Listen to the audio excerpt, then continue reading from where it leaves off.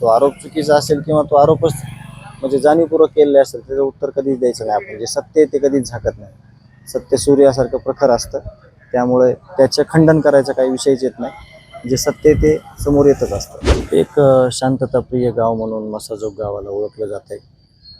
मागच्या अनेक वर्षापासून हे गाव सलोख्यानं, सामाजिक सलोख्यानं कुठलंही जाती तेढ या गावात नाही आणि जी मतदान प्रक्रिया आहे ती एकदम सुलभतेने आणि शांततेत पार पाडण्याचा इथला एक अनुभव आहे.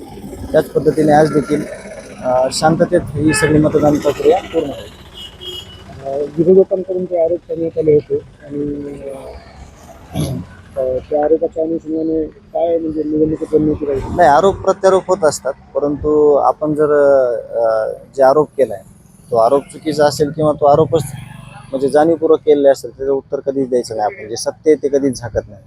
सत्य सूर्यासारखं प्रखर असतं, त्यामुळे त्याचे खंडन करायचा काही विषयच येत नाही. जे सत्य आहे ते समोर येतच असतं. आपण एकीकडे बघायला गेलं तर निवडणूक व्हावी असे प्रयत्न झाले होते, मात्र ही निवडणूक आज मतदान प्रक्रिया पार करत आहे. कसं बघतो त्याकडे? नाही, बिनविरोधचा म्हणजे अपेक्षा केली होती आपण. पण लोकशाहीमध्ये आपण कोणाला म्हणू शकत नाही की म्हणजे बिनविरोध झालीच पाहिजे. आपण एक आशा व्यक्त केली होती, परंतु तसं न होता आज प्रत्यक्ष निवडणूक लागलेली आहे आणि आज निवडणूक प्रक्रिया सुद्धा सुरू झालेली आहे. महाराष्ट्रातील सर्व बातम्यांचे विश्वासार्ह व्यासपीठ, सकाळच्या सर्व सोशल मीडिया प्लॅटफॉर्मला लाईक, फॉलो आणि सबस्क्राईब करा.